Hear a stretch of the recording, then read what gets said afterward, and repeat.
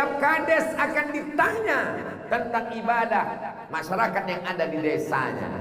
Setiap bupati akan ditanya tentang ibadah yang ada di kabupatennya. Setiap wali kota akan ditanya tentang ibadah orang yang ada di kotanya. Lah, cukup sampai itu. Gubernur ada orang. Assalamualaikum warahmatullahi wabarakatuh. Alhamdulillah, wassalatu wassalamu ala Rasulillah Sayyidina wa Maulana Muhammad ibn Abdillah wa ala alihi wa sahbihi wa man tabi'ahu wa mawala. Tentu video ini nanti akan diupload di YouTube. Foto-foto ini juga akan di-share. Dan di belakang saya ini ada tulisan besar Subuh Madani. Anak-anak nanti akan bertanya kepada ayah dan ibunya, apa arti tulisan yang ada di belakang Ustadz Abdul Somad itu, Mak? Madani. Karena ibu dan ayah tidak mau dianggap bodoh oleh anak-anaknya, maka dia akan menjawab spontan saja.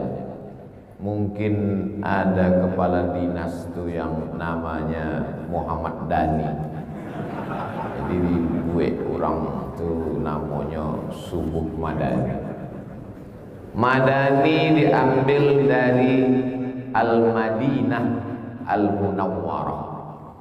Jadi Subuh Madani, sholat subuhnya seperti sholat subuh di Al-Madinah Al-Munawwarah.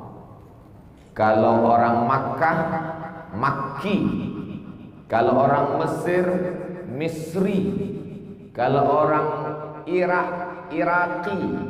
Kalau orang Madinah, Madani.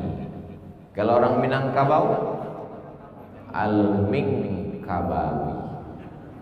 Meninggal tahun 1916, Syekh Ahmad Khatib Al-Minangkabawi.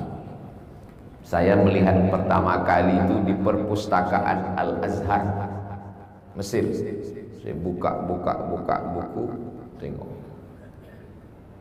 alif lam mim nun kaf ba alif waw ya, panjang betul. Gimana cara membacanya? Al-Minangkabawi. Punya dake rumah awak. Ianya itu di ujung namanya ya nisbah, dinisbatkan kepada Al-Madinah Al-Munawwarah. Bagaimana sholat subuh di Madinah itu? Pertama, sholat subuhnya dipimpin oleh Rasulullah sallallahu alaihi wasallam. Nabi baru menitahkan sholat subuh itu kepada Abu Bakar Siddiq ketika beliau sakit mau meninggal dunia. Dan kita tahu bahwa ketika berkumpul satu provinsi Sumatera Barat, yang paling layak menjadi imam adalah pemimpinnya. Sebenarnya yang paling layak jadi imam subuh ini adalah Buya Mahyeldi Ansarullah SP Datuk Marajo. Dan beliau biasa jadi imam. Tapi karena satu dan lain hal, imam diangkat oleh imam negeri ini mengangkat imam yang selalu maju ke depan itu namanya ratib. Zikir yang selalu dibaca namanya ratib. Zikir yang selalu dibaca subuh, dibaca zuhur, dibaca asar, namanya ratib. Karena zikir itu dibaca berdiri, sampai di Minangkabau disebut rati taga. Sebetulnya ujung ratib, karena sering. Makanya gaji bahasa Arabnya ratib. Salat sunat yang selalu dibuat subuh, zuhur, asar, maghrib, isya, maka disebut salat sunat rawatib. Itu tadi ratib, maka jadi rawatib, jamak. Masjid, masajid. Ratib, rawatib. Orang Minangkabau tidak mau dapat pahala satu, dia mau jamak. Kamu apa ini? Masajid. Sebab kalau masjid, kalau masajid, jamak. Jadi pahala yang paling banyak pahala orang Minangkabau. Karena selalu ditulis malaikat masajid, masajid, masajid. Imam ratib diangkat. Walaupun datang ulama ke Masjid Raya Provinsi Sumatera Barat ini pakai jubah 3 lapis, pakai sorban besar, kalau imam ratib tidak mempersilakan, maka tak boleh dia maju. Bukan asal sembarang maju. Saya jadwal di Masjid Agung An-Nur Pekanbaru Riau, tausiah hari Rabu siang. Tiba-tiba maju imam dari Palestina. Ketika itu sedang acara seminar imam-imam dunia. Maju imam dari Palestina. Padahal ada imam ratib di situ. Saya tanya imam ratib, kenapa tak maju? Nyawa Arab ya. Mana melihat imam dari Palestina bersorban, berjubah, maju imam Palestina. Masalah. Setelah selesai sholat masalah. Kenapa? Imam Palestina itu sholat zuhur 2 rakaat. Assalamualaikum warahmatullahi wabarakatuh. Jamaah di Masjid Agung An-Nur pun kacau balau. Yang sebagian ikut 2 rakaat, yang sebagian bingung hapus sembahyang lu. Setelah selesai sholat, mereka bertanya ke saya. Saya tulis langsung, saya kirim ke Riau Pos. Jadilah tulisan, saya buat sholat mukim dan musafir. Mestinya imam yang mukim itulah maju. Karena kalau yang musafir maju, tak semua makmumnya paham. Makanya tadi Pak Buya, Pak Gubernur menjelaskan bahwa subuh Jumat itu ada namanya surat Alif Lam Mim Tanzil As-Sajadah. Ada di situ ayat yang kita bersujud tilawah supaya jangan sampai nanti jadi isu bahwa gubernur yang baru membuat sholat subuh 3 rakaat. Penting, karena banyak sekarang orang tak suka, dia munculkan fitnah macam-macam. Dan memang itu kerja setan. Tak usah kita ganggu. Itu memang SOS, standar operasional setan. Kita hanya perlu menjelaskan saja. Manhajuna manhajul bayan. Kita hanya menjelaskan saja. Jadi yang saya sampaikan ini semuanya bayan, penjelasan. Semua mesti saya jelaskan. Detail dari mulai baleghul subuh madani.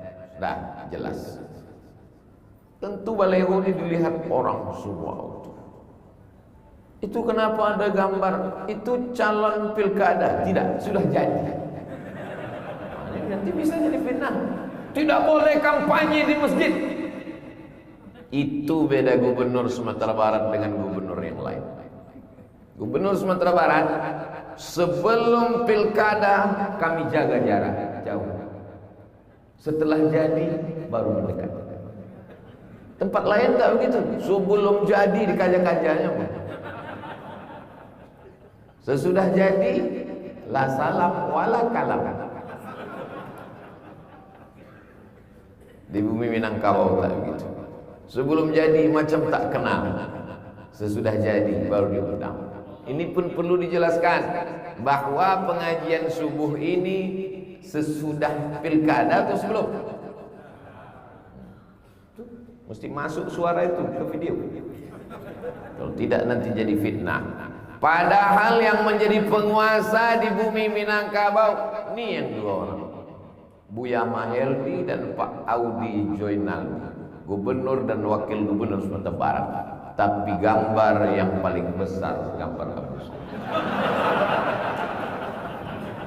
Ini simbol-simbol ini mesti dijelaskan. Mengapa ini perlu saya jelaskan? Supaya yang membuat baleho kok indah karena merah. Penguasa itu kan besar syahwat kekuasaan. Mengapa tak putu ampunan gadang daripada Abdul Somad? Penguasa besar bukan karena balehonya, dia besar karena program-programnya menolong agama Allah Subhanahu wa taala. Wa il qala Isa bin Maryam lil hawariyin. Ingatlah ketika Nabi Isa bertanya kepada sahabat-sahabat murid-muridnya Hawariyin, "Man ansari ilallah?" Hai Hawariyun, siapa yang menolong aku menegakkan agama Allah? Qalal Hawariyun. Hawariyun menjawab, "Nahnu ansarullah." Kami yang akan menolong agama Allah. Orang yang menolong agama Allah itu namanya Ansarullah. Nah, itulah panggil di Ansarullah. Kok penting kok 5 tahun ke depan.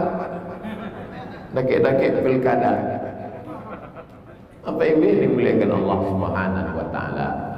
Jadi ciri Madinah yang pertama adalah salat subuhnya berjamaah. Sekarang kalau ada pemimpin yang mengajak salat subuh berjamaah, zuhur berjamaah, asar berjamaah, bermasalah. Padahal tidak masalah, tapi dipermasalahkan. Sudah terjadi. Ada satu wali kota, bupati di Sumatera Barat mengajak sholat berjamaah, diributkan.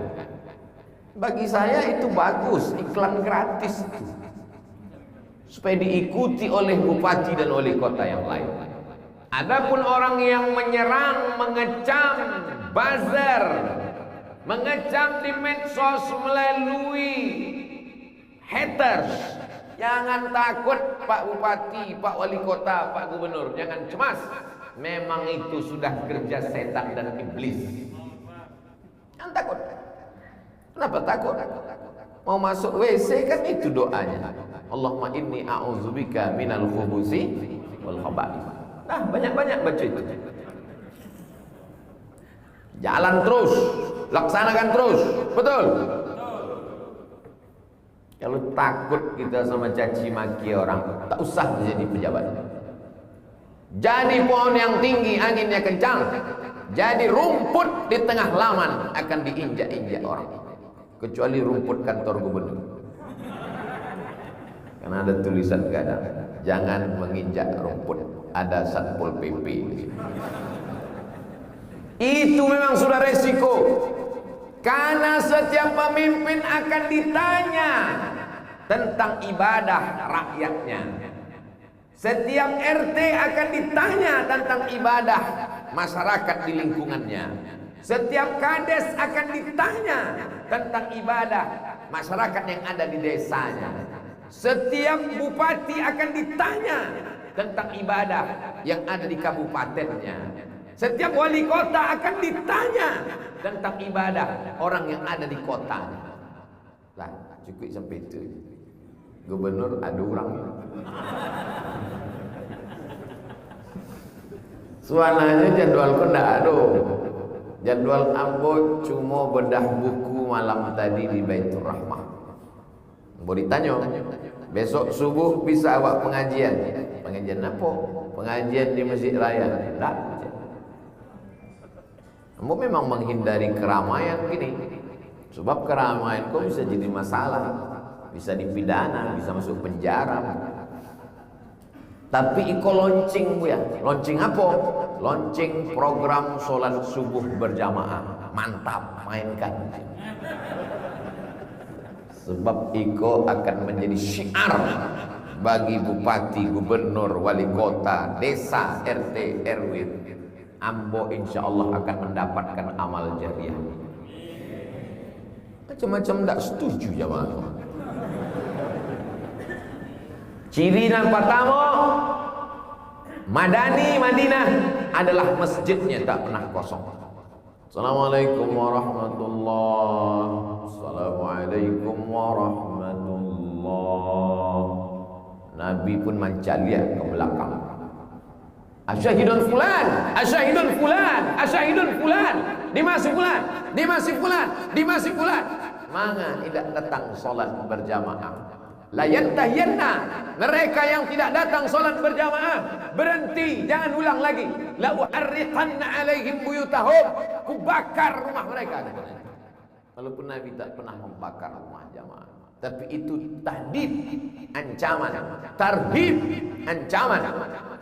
Itulah dalil mazhab Hambali, solat berjamaah itu hukumnya wajib. Maka diutuslah Baladiyah di Makkah Madinah. Kalau sudah terdengar suara Allahu Akbar, Allahu Akbar, maka datang tutup toko. Kalau tertangkap gundul, Baladiyah, Baladiyah, Baladiyah. Baladiyah musakul pimpin. Salahkah pemimpin yang mewajibkan solat berjamaah? Tidak, karena dia masih ikut ahlus sunnah wal jamaah. Imam Abu Hanifah Hanafi, Imam Malik bin Anas Maliki, Imam Muhammad bin Idris Syafi'i, Imam Ahmad bin Hanbal Hambali. Mazhab Hambali mewajibkan solat berjamaah. Maka orang yang mewajibkan solat berjamaah masih masuk dalam golongan ahlus sunnah wal jamaah. Kecuali dia ikut mazhab Syiah, kecuali dia ikut mazhab Murji'ah, kecuali dia ikut mazhab Khawarij, kecuali dia ikut mazhab Mu'tazilah, kecuali dia ikut mazhab Qadariyah, kecuali dia ikut mazhab Jabariyah, keluar dari ahlus sunnah. Tapi selama masih Hanafiyah, Malikiyah, Syafi'iyah, Hanabilah, maka masih ahlus sunnah wal. Kecuali ada bupati, wali kota, gubernur di Indonesia ini mewajibkan sholat berjamaah. Semua wajib sholat berjamaah di masjid. Katolik, Protestan, Konghucu, Hindu, Buddha. Itu baru tak betul. Itu tidak sesuai dengan konstitusional. Kita tak wajibkan saudara-saudara kita sebangsa setanah air. Wala ana abidum ma'abattum wala antum abiduna ma'abud lakum dinukum. Jadi yang bukan agama Islam jangan latah mengomentari ini. Saya tahu setelah pengajian ini 2-3 hari keluar nanti komentar-komentar. Semua mengomentari. Memang susah kalau penceramahnya terkenal. Ada orang-orang yang belum dapat jabatan jadi komisaris BUMN. Ada yang belum dapat jabatan, belum dapat kue bolu-bolu. Jadi bagaimana cara cari mukanya? Serang Abdul Somad. Naikkan di medsos biar dapat perhatian. Alun juga dapat. Maka saya minta kepada yang punya kekuasaan di negeri ini, yang sudah capek menyerang saya itu, kasihlah dia jabatan biar saya pula yang capek menengok dia. Kasihlah komisaris apo lalu dapet lah, pesawat ala, kereta api ala, tak apolah. Komisaris di tengah lawi ala tak. Itu poin yang pertama, bahwa subuh Madani cirinya seperti kota Al-Madinah Al-Munawwarah. Yang kedua, Madinah itu cirinya bagaimana? Nabi SAW membuat satu pasar. Disebutlah pasar itu pasar Islami, untuk menyaingi pasar Yahudi. Maka Nabi berjalan di pasar. Aneh, karena zaman itu tokoh agama hanya berada di kuil, di tempat ibadah, tak pernah keluar. Kenapa ini bisa Nabi jalan-jalan di pasar? Karena Islam mengajarkan Rabbana atina fid dunya hasanah. Bagaimana mau fil akhirati hasanah kalau dunianya morat-marit? Jangan nanti gara-gara Madani, masyarakat Minangkabau yang terkenal dengan ekonominya berhenti ke pasar. Dianggap Madani itu hanya berzikir, baca Quran, baca tasbih, tahmid, tahlil, doa. Ketika ditanya, tidak menggalih ke pasar. Ambulah hijrah. Hijrah apa? Hijrah bukan meninggalkan pasar. Bedanya, dulu ketika dia di pasar curang timbangan. Dulu ketika dia di pasar tipu-tipu bohong. Dulu ketika di pasar duitnya untuk dunia. Setelah dia Madani, hijrah ke Madinah, dia tetap di pasar, tapi dia jujur. Nabi masukkan tangannya ke dalam makanan. Ya sahibat ta'am, hei pedagang makanan, kenapa yang di dalam ini basah? Tepung, kurma, anggur, basah, busuk, berjamur. Biar supaya pembeli tertipu, nampak makanan ini bagus, ditutup yang kering di luar. Oh bagus, disendok ke dalam, masuk ke dalam kresek plastik karung. Kata Nabi, kenapa basah di dalam? Asabahul matar, kena hujan ya Rasulullah. Apa kata Nabi? Man ghasyana falaysa minna. Siapa yang menipu bukan golongan Nabi Muhammad sallallahu alaihi wasallam. Satu surat khusus untuk tukang timbang. Wailul lil mutaffifin. Celaka orang yang curang pada timbangan. Bagaimana curangnya dia? Kalau dia menjadi pembeli, dia bawa takaran canting dari rumah untuk mengukur dengan alat dia. Tapi kalau dia yang menjual, maka bagian bawahnya itu dia pukul ke atas supaya berkurang timbangan sedikit. Setiap mili akan dipertanggungjawabkan di hadapan Allah Subhanahu wa taala. Ayyuma lahmin, setiap daging di badan, nabata min haramin, kalau tumbuh dari yang haram, fannaru aulabi, tempatnya neraka jahanam. Madani mementingkan pasar. Ambo kuliah di UKM, University Kebangsaan Malaysia, 2 semester sebelum ke Maroko. Duduk dekat.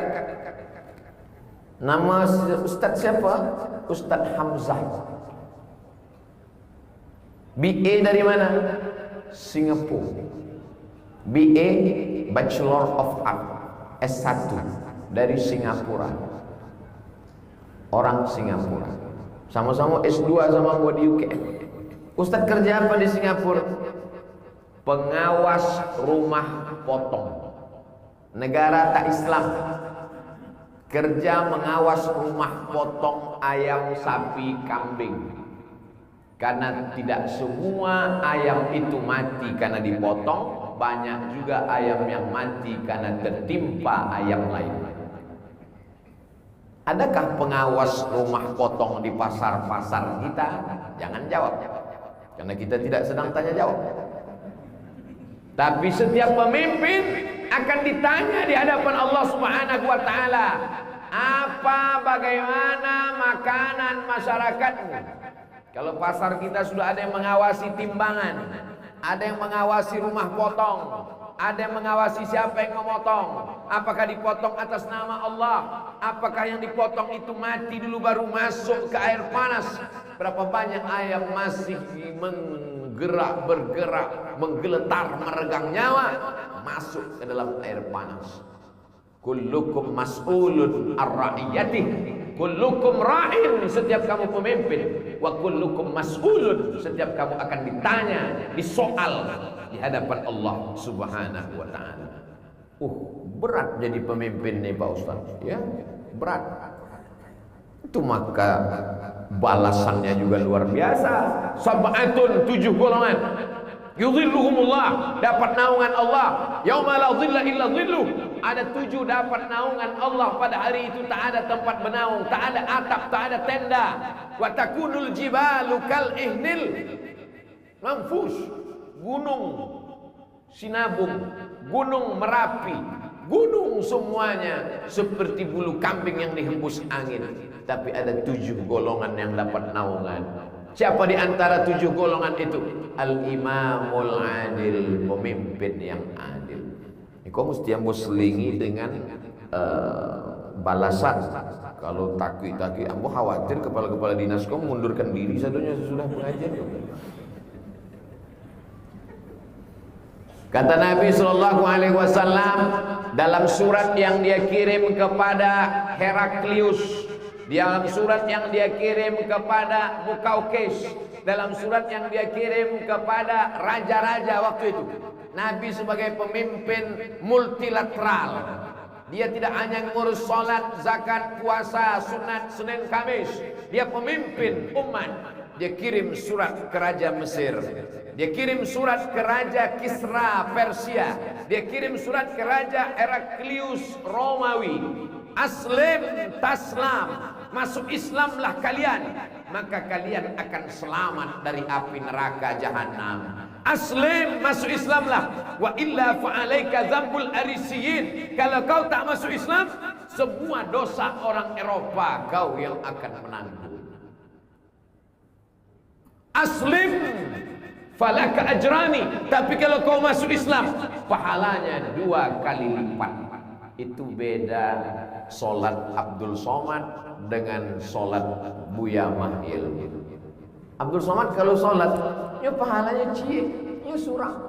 Tapi Buya Mahil di kalau nyo solat, pahala inyo dapat 5,5 juta penduduk Sumatera Barat. Iko Pak, kalau mau sampai kan iko pilkada 5 tahun lagi makin banyak saya ingin sampai. Sadonya ingin jadi gubernur. 5,5 juta pahalanya dapat. Tapi kalau masyarakatnya tidak sembahyang, 5,5 juga. Itulah mako dibuat subuh madani di masjid masing-masing. Pak Kadis tinggalnya punya masjid. Kan susah ngontrolnya Bu ya. Apa susah? Gini kan lah ada handphone. Pak Kadis sedang di mana? Di masjid Pak. Kok nampaknya sedang di rumah kok. Maka caronan muda letakkan handphone tuh di masjid. Apa yang dimuliakan Allah Subhanahu wa taala. Jadi sebenarnya menjadi pemimpin dalam Islam itu adalah keutamaan. Makanya kata Imam Ahmad bin Hanbal, Imam Hambali meninggal tahun 241 Hijrah di Baghdad, Irak. Seandainya doamu makbul, dan doa itu hanya cuma satu, makbul doamu. Tapi doamu itu makbul cuma satu saja. Biasanya doa makbul itu 3 Bu ya. Itu doa jin dalam ceret. Permintaanmu 3, itu jin. Doa engkau makbul, dan doa itu cuma satu. Apa yang kau minta? Jangan minta istri solihah, karena kau dapat istri solihah, yang dapat menikmatinya cuma kau saja. Tapi mintakanlah pemimpin yang adil, karena kalau kau dapat pemimpin yang adil, satu negeri akan mendapatkan nikmatnya. Kalau dia buat program sholat subuh berjamaah, maka yang lain menjadi ikut. Kalau sudah penguasa ikut sholat, menggalakkan, mengajak, memakmurkan, memotivasi sampai ke bawah.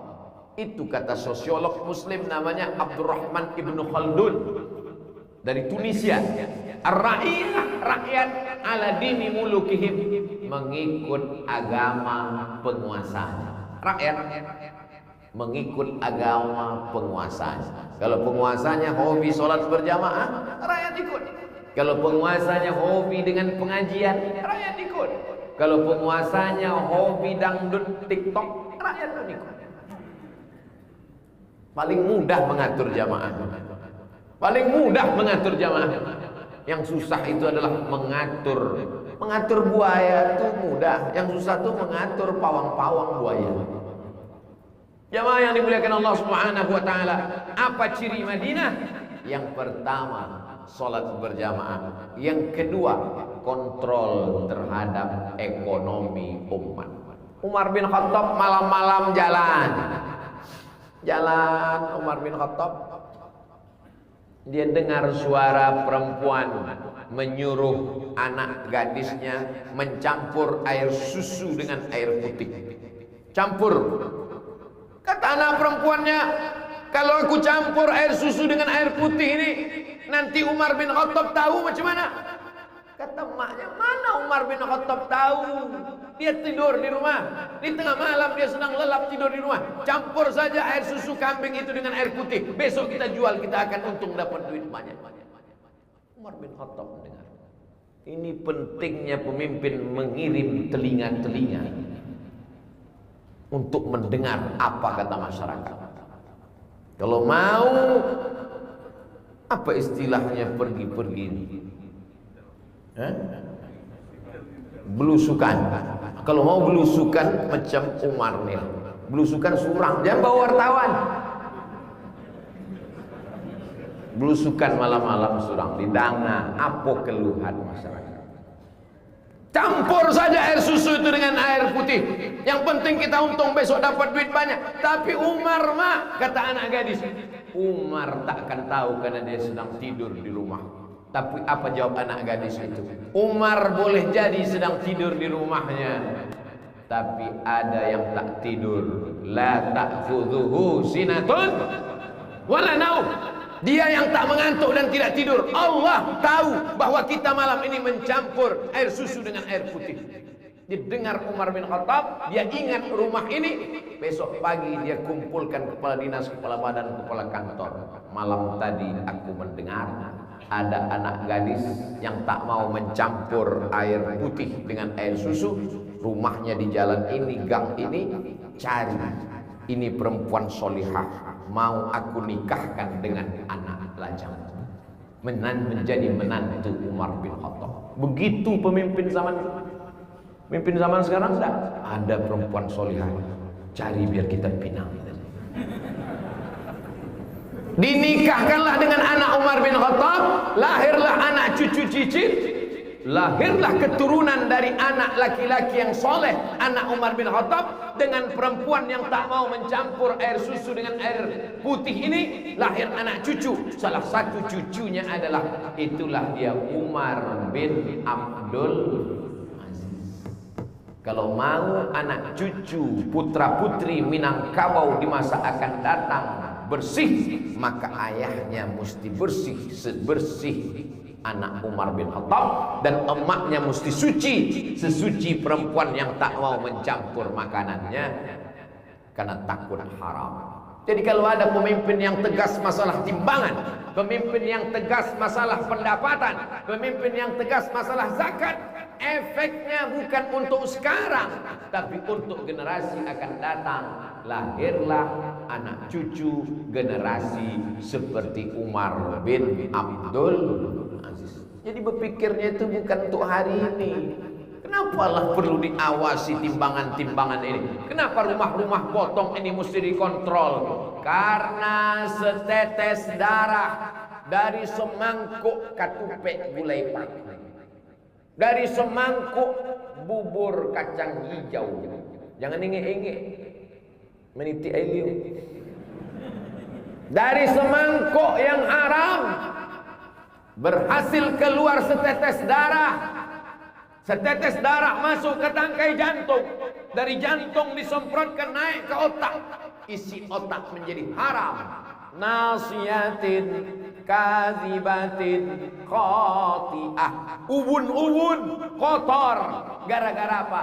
Gara-gara makan haram. Pemimpin bertanggung jawab supaya masyarakat jangan sampai makan haram kalau mau mengikut madani. Jangan hanya subuhnya madani, tapi pasarnya tidak madani. Jangan hanya subuhnya madani, tapi pola pikirnya tidak madani. Berawal dari subuh madani, zuhur madani, asar madani, maka kita menerapkan seperti yang ada di kota Al-Madinah Al-Munawwarah. Pertama, ibadah. Yang kedua, pasar. Kombinasi fid dunya hasanah wa fil akhirati hasanah. Yang ketiga, masyarakat diajak bekerja sama. Ini ciri Madinah ini. Ada muhajirin, ada ansor, ada aus, ada khazraj, ada non muslim, Bani Nadir, Bani Quraizah, Bani Qainuqa, orang Khaybar. Muhajirin, ansor, aus, khazraj, Bani Nadir, Bani Quraizah, Bani Qainuqa, Khaybar, dan lain-lain. Jangan bayangkan kota Madinah itu hanya satu masyarakat saja. Kota Madinah terdiri dari beberapa unsur yang ada. Apakah Nabi Muhammad SAW mengatakan hanya ini saja, hanya muhajirin saja? Tidak. Maka rekonsiliasi nasional. Begitu juga dengan Sumatera Barat. Bermacam-macam suku, etnis, agama. Banyak orang luar datang kemari, perantau. Maka kita bangun madani seperti konsep Nabi Muhammad SAW. Orang Islam dengan orang Yahudi punya kewajiban yang sama menjaga kota Madinah. Kalau ada orang luar kota Madinah yang datang dari Makkah ketika itu masih perang, merusak, maka kewajiban orang kota Madinah sama. Biaya perang ditanggung bersama. Kalau terjadi kekeliruan, kesalahan, yang disalahkan orang yang salah, jangan bawa-bawa komunitasnya. Tak boleh dia berkata, Aus, Khazraj, tak boleh. Tapi sebutlah namanya, Ahmad, Muhammad, Omar, Ali, Utsman. Tak boleh sebut secara keseluruhannya. Memang orang Riau ini tak betul. Padahal yang salah cuma Abdul Somad. Mana boleh mengeneralisir, mensweeping. Itu salah satu ciri Al-Madinah Al-Munawwarah. Jadi subuh Madani punya cabang-cabang yang amat sangat luas. Tidak hanya subuh, tapi semua berawal dari subuh. Kenapa subuh? Kalau sudah sholat subuhnya seperti sholat Jumat, maka insya Allah zuhur, asar, maghrib, dan isya. Apalagi tadi ada fatwa dari MUI Kota Padang bahwa sebelum sholat jarang, waktu sholat rapat, setelah sholat jarang lagi. Alhamdulillah sudah terlaksana. Di sebagian tempat sekarang kalau sholat pakai protokol COVID. Tapi kalau acara pesta nikah, jadi sholatnya mazhab COVID. 5 mazhab: Hanafi, Maliki, Syafi'i, Hambali, COVID. Jamaah yang dimuliakan Allah SWT, kalau ke masjid sholat bukan main ketatnya, tapi ke mall, tapi ke pasar, bukan madani. Madani adalah mengikut sunnah Rasulullah Sallallahu Alaihi Wasallam. Jangan ajarkan orang Minangkabau bagaimana bertetangga dengan Katolik, Protestan, Hindu, Buddha, Konghucu. Karena orang Minangkabau tersebar dari Sabang sampai Papua. Perjalanan tausiah ceramah saya di Pulau Sabang sampai ke Sorong, Fak-Fak, Raja Ampat, Kaimana. Begitu pesawat mendarat, turun di airport, langsung jamaah menyambut. Ustaz Somad, Ustaz Somad, Ustaz Somad. Amburang Payakumbuh di Sorong. Lama buat taman nong di YouTube.